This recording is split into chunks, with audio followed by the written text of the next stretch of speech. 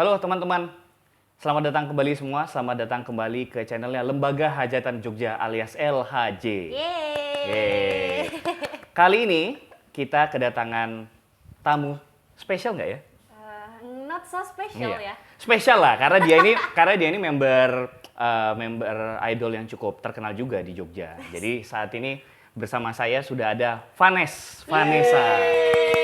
Halo, perkenalkan, namaku Vanessa. Aku salah satu member dari idol grup Yogyakarta yang bernama Minervalen. Yeay. Emang anu ya teman-teman, kalau misalnya teman ngobrolnya idol tuh emang beda ya. Jadi lebih cheerful, lebih kawaii, lebih semangat.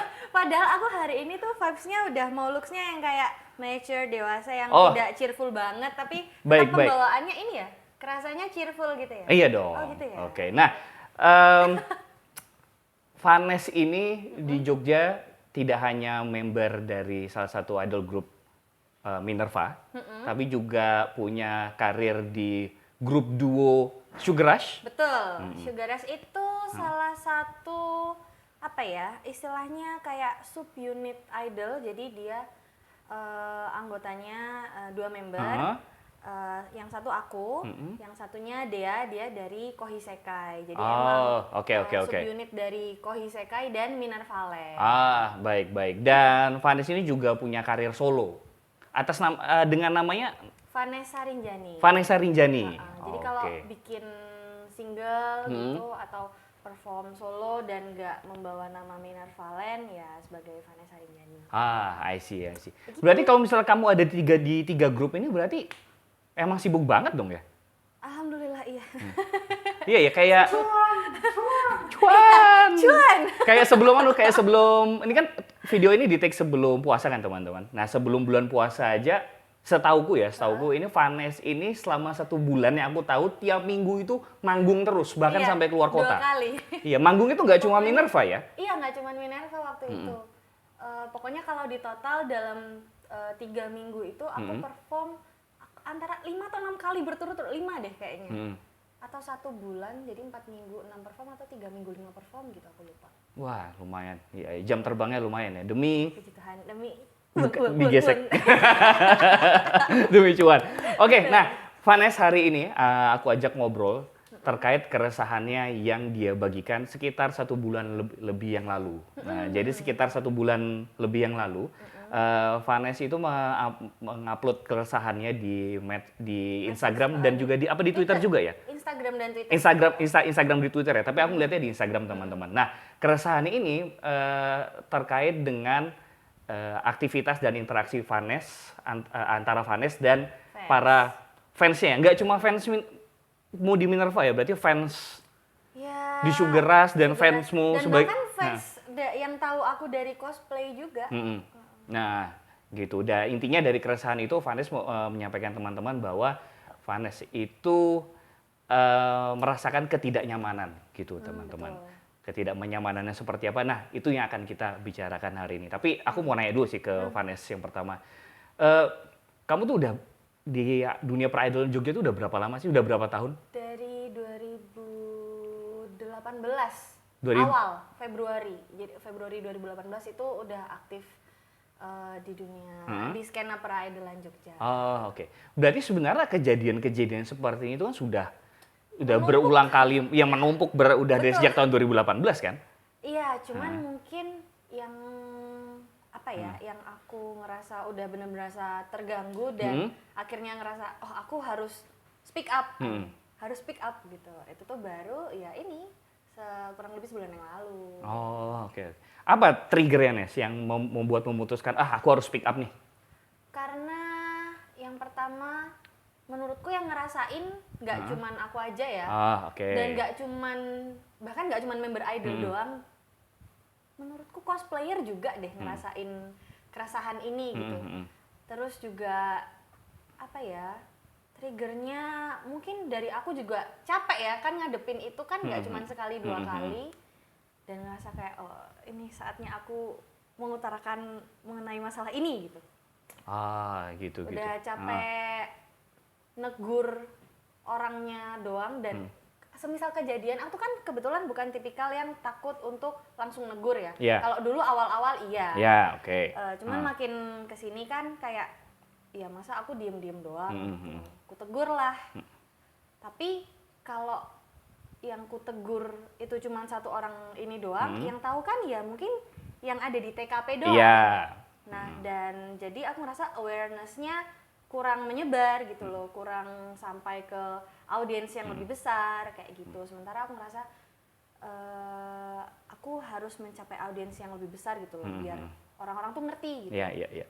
Seperti itu. Tapi kejadian-kejadian seperti ini itu biasanya memang dilakukan, maksudnya dilakukan oleh fans-fans baru yang fans baru ketemu ya dalam keadaan apapun itu, atau memang di beberapa kasus itu juga di beberapa kasus kejadian ini tuh dilakukan sama orang yang sama tapi memang susah aja dikasih tahu. Cenderung fans baru itu sih. I see. Fans baru kalau yang udah lama kenal dan fine aja interaksinya selama ini ya cenderung nggak ada kejadian aneh-aneh sih, nggak ada kejadian yang bikin risih or something gitu. Gitu.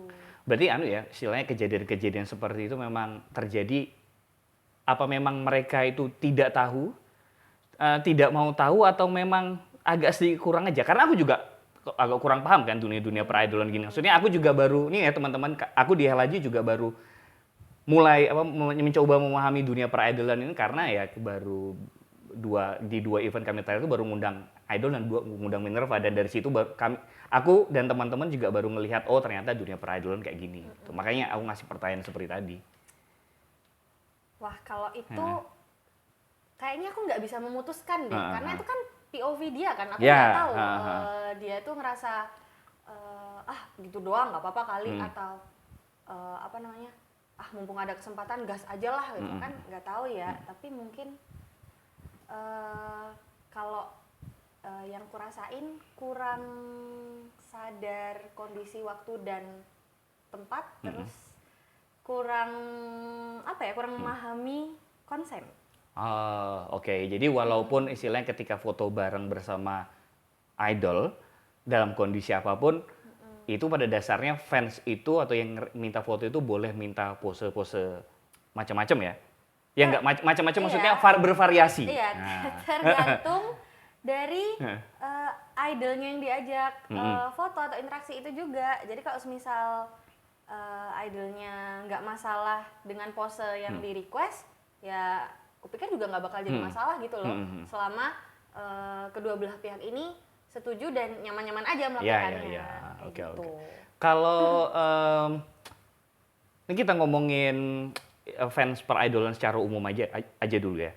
Kalau istilahnya penonton idol secara umum yang pengen foto sama kamu, itu mereka udah istilahnya di tempat lain, di medsos atau dimanapun itu udah istilahnya dapat semacam bahasanya mungkin semacam edukasi atau semacam bahan pelajaran bahwa kalau misalnya berinteraksi sama idol tuh batasannya seperti ini. Itu ada nggak sih hal-hal seperti itu? Mostly kalau emang yang basicnya dia berangkat dari ngidol, pasti paham. Karena mungkin dari teman-temannya juga kali ya? Udah paham culture-nya lah. Gitu. Kalau kamu pribadi, misalnya di dunia peridolan, kamu sendiri sejauh apa sih membatasi interaksi sama fansmu? Ketika foto bareng misalnya? Membatasi? Ya karena aku pernah lihat di medsosnya Vanessa tuh ngepost, bahkan dia tuh pernah foto kayang sama dia pernah foto kayang loh sama teman-teman, sama fansnya loh, beneran ini. Iya benar, pernah. Jadi ini sekarang kita ngomongin kira-kira standarnya Vanessa dalam berfoto itu seperti apa sih? Siapa tahu abis ini ada yang mau bawa egrang, foto pakai egrang. Takut jatuh. Iya, mau salto. Siapa tahu mungkin ternyata bisa. Ayo, gimana Nes? Apa ya? Aku membatasinya cenderung ke lawan jenis ya sebenarnya. Kalau cewek misal dia mau peluk-peluk gitu, apalagi udah emang sering ngobrol, kenal deket, aku nggak masalah. Tapi aku akan sangat menghargai kalau dia nanya dulu, kalau posenya gini boleh nggak? Oke. Boleh. Aku kalau cewek cenderung lebih luas ya, kayak mau peluk kah, mau pat-pat, apa segala macam kan banyak ya. Yang pose begini. Iya. Yang begini. Terus kalau cowok, aku tidak begitu nyaman dengan skinship, apalagi kalau belum deket. Apalagi kalau baru dan belum banyak interaksi ya. Kalau skinshipnya sebatas kayak nepuk gitu tuh, pas interaksi itu nggak apa-apa. Terus kayak kalau pose tapi harus ngerangkul, terus terlalu dekat, big no for me. Kalau aku seperti itu. Gitu sih. Nah, jadi apa sih tadi yang dibilang kayang-kayang gitu tuh tergantung kreativitas yang minta ya. Dan kelenturan badan juga ya teman-teman ya. Jangan sampai beres foto encok gitu. Iya. Belum perform padahal. Udah ngeluarin uang buat bayar ceki, malah berobat lagi habis ini. Betul. Malah makan ongkos ya teman-teman. Benar. Tapi kalau kamu di Minerva sendiri ada semacam SOP nggak sih istilahnya, pelayanannya ke fansmu seperti apa ketika berfoto itu, ada SOP-nya seperti apa, itu ada nggak? Tidak secara tertulis sih. Jadi kayak kayak yang aku bilang tadi, balik lagi ke idol, interaksi idol dan fansnya yang mau ngajak foto ataupun interaksi lainnya itu loh. Kan misal nih, aku kalau misal Mas Jo fansku gitu ya, tapi kan kita udah deket nih, udah biasa kayak pukul-pukulan. Enggak sih, enggak pukul-pukulan sih. Ya ampun, nepuk-nepuk gitu lah segala macam. Tapuk-tapukan. Iya, tapuk-tapukan. Itu kan semisal mau foto aku naruh tanganku nyender di bahu gitu, itu kan biasa ya. Terus tapi kalau semisal ada siapa gitu, si B belum terlalu deket, nggak banyak interaksi, nggak kayak aku dan Mas Jo. Nah dia tiba-tiba boleh rangkul nggak, boleh KB dan nggak, blur. Cannot, mohon maaf nggak bisa. Jadi balik lagi ke interaksi idol dan ininya fansnya, kalau menurutku lah ya. Iya, kamu juga ngasih istilahnya barrier dan juga follow up berupa penolakan itu ya. Ibaratnya kalau misalnya mereka udah mulai mintanya agak ngelunjak nih. Iya, aku pasti, sorry ya kalau kayak gitu nggak bisa. Nadanya kayak gitu atau? Iya. Oh oke. Baik. Gitu. Agak. Kalau aku nggak nyaman, aku pasti ngomong.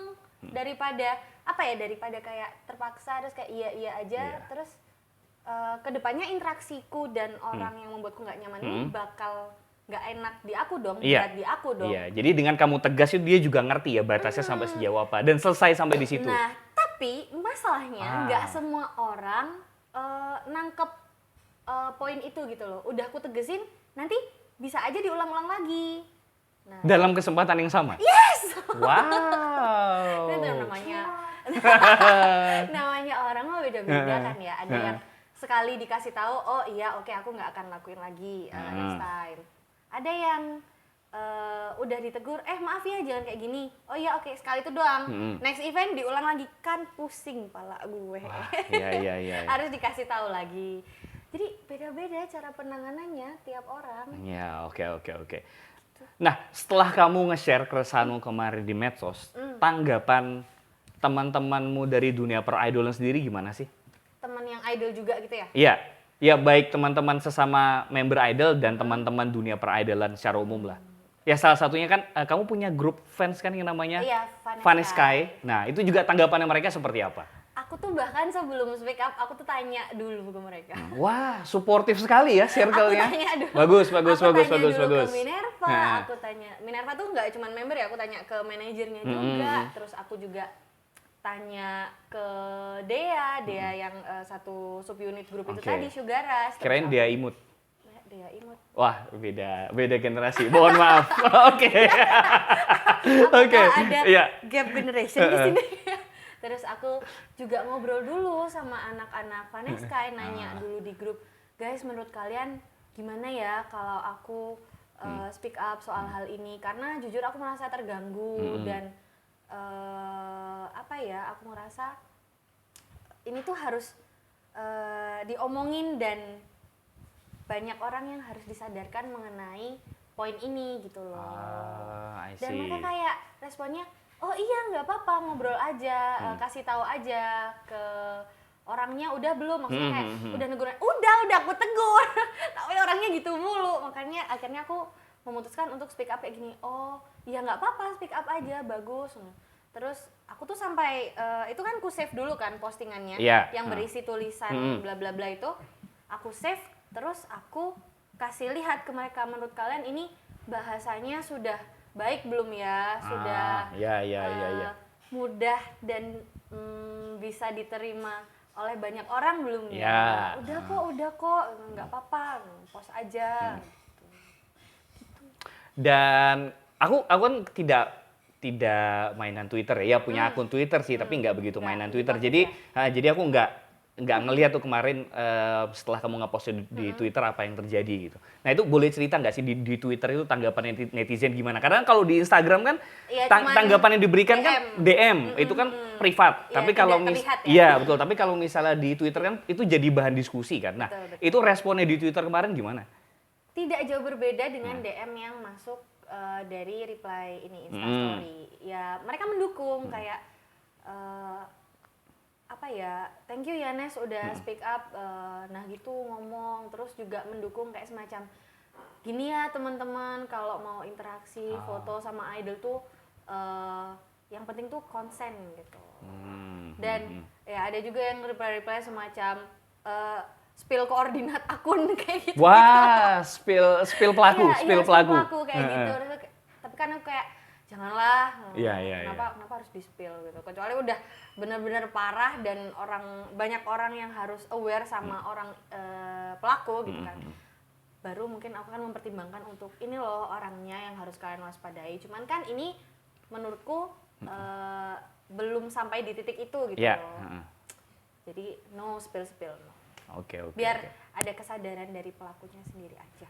Oh gitu. Jadi memang ini kamu targetkan ke halayak luas, niatnya juga untuk edukasi ya, supaya hal-hal kayak gini tuh nggak terjadi lagi sama kamu. Iya benar. Tapi juga terjadi sama yang lain. Iya, jangan sampai kejadian kayak gini itu tuh bolak-balik terjadi di teman-temanku, lingkungan sekitarku, teman-teman memberku kayak gitu. I see.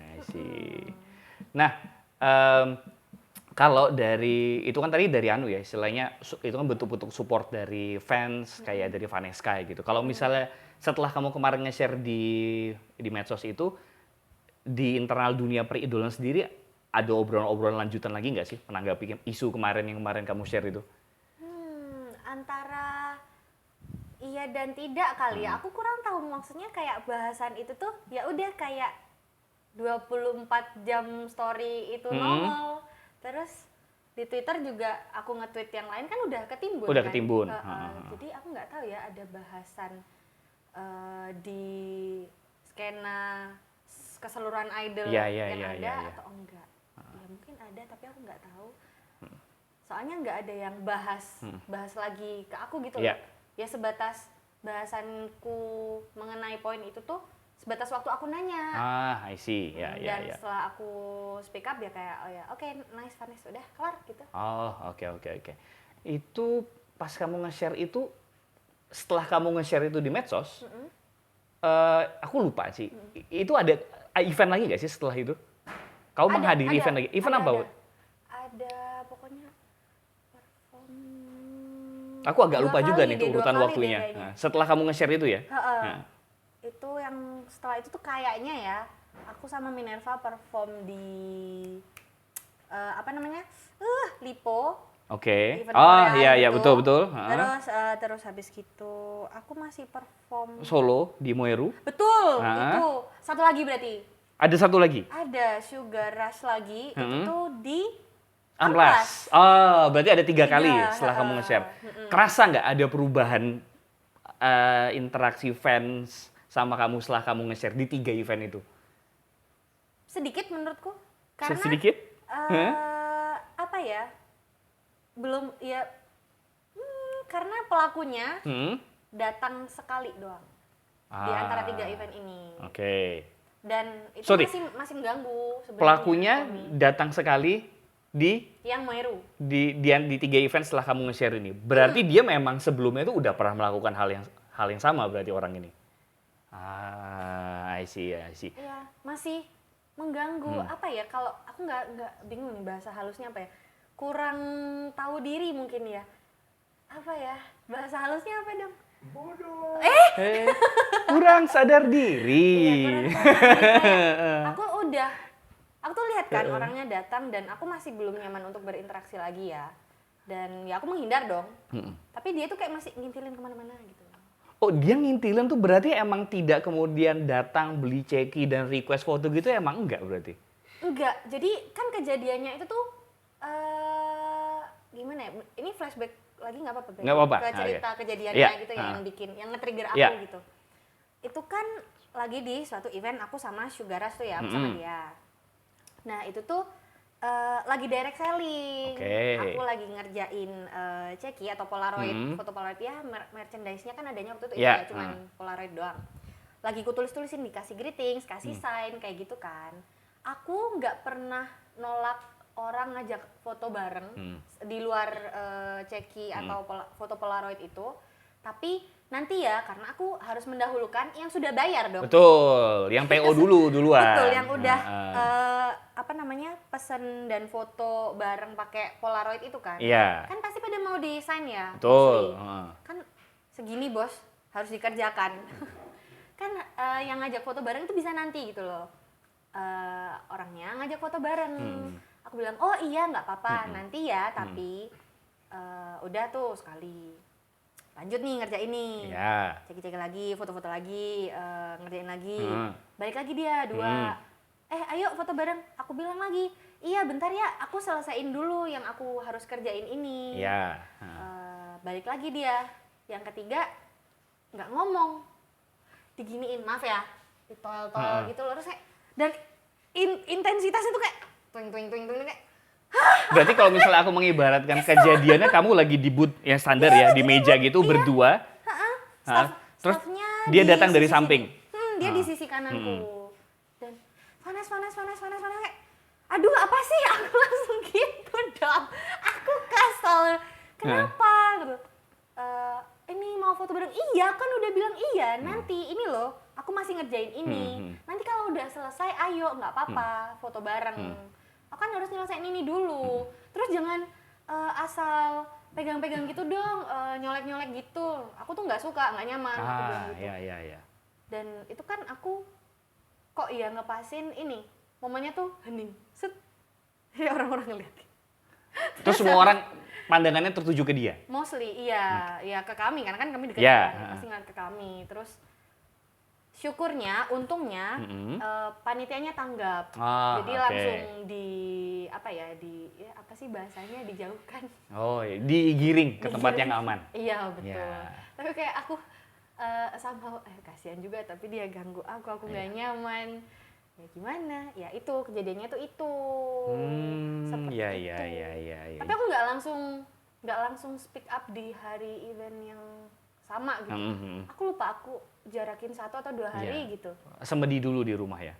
Iya, karena aku bingung kan, aduh speak up tidak ya, terus gimana ya nulisnya ya, terus kalau semisal langsung aku post pun bakal ketimbun sama story-story kayak Otsukare dan foto-foto bareng sama orang-orang. Ya, itu kan bakal ketimbun. Kamu sebagai berarti saya bilang sebagai public figure di dunia idol Jogja itu juga memperhitungkan kapan dan apa saja yang di-post gitu. Jadi ketika kamu mau meng-highlight sesuatu, misalnya postingan series highlight event A, itu maka harus memastikan yang B dulu selesai. Iya, cuman kalau case-nya kayak kemarin lagi banyak perform, itu tuh tetap tumpang tindih sih. Jadi ada yang aku udah perform di Malang tuh, masih ada yang nge-post event kemarin gitu. Iya, karena kan banyak yang nge-postnya kan nggak hari itu juga kan. Betul. Sementara kamu udah siap-siap mau nge-promoin event yang berikutnya. Iya, betul. Belum lagi ada hal-hal yang istilahnya yang di luar rencana yang kayak kamu speak up ini kamu harus nge-post kan? Oh, gitu. Jadi harus dipikirin juga sih timingnya, kayak kalau aku nge-post sekarang bakal gimana ya respon orang-orang, terus di prime termasuk nge-post di yang waktu yang prime time nggak ya kayak gitu. Nah, ini Nes, sependek sepengetahuanku ya. Kalau aku kan tidak nggak really into dunia idol teman-teman, nggak cuma yang di Jogja tapi secara keseluruhan lah gitu. Bahkan di Indonesia yang aku tahu juga cuma paling di Jogja Minerva dan yang lain, dan di Indonesia ada JKT, di luar negeri ada AKB. Nah, ini kalau dari cerita-cerita obrolan-obrolan yang pernah aku dapat dari teman-teman ya yang memang hatam dunia peridolan, selalu ada yang aku dengar itu selalu ada kekhawatiran bahwa ketika kamu melakukan istilahnya tindakan tegas, ya tegas tapi masih halus juga lah ya, seperti yang kamu contohin tadi terhadap fansmu yang melakukan pelanggaran, mereka tuh khawatir istilahnya akan ada backlash itu ya istilahnya ada itu respon negatif dari fansmu gitu yang membuat kemudian nanti akan mempengaruhi mungkin juga kamu, pamormu, gitu ya. Pamornya Sugar Rush dan pamornya Minerva gitu. Ada nggak sih kamu kekhawatiran kayak gitu? Ada dong. Kalau aku nggak ada kekhawatiran kayak gitu, aku nggak nanya dulu ke Vanessa, kayak nggak nanya dulu ke Dea, nggak nanya dulu ke Minerva.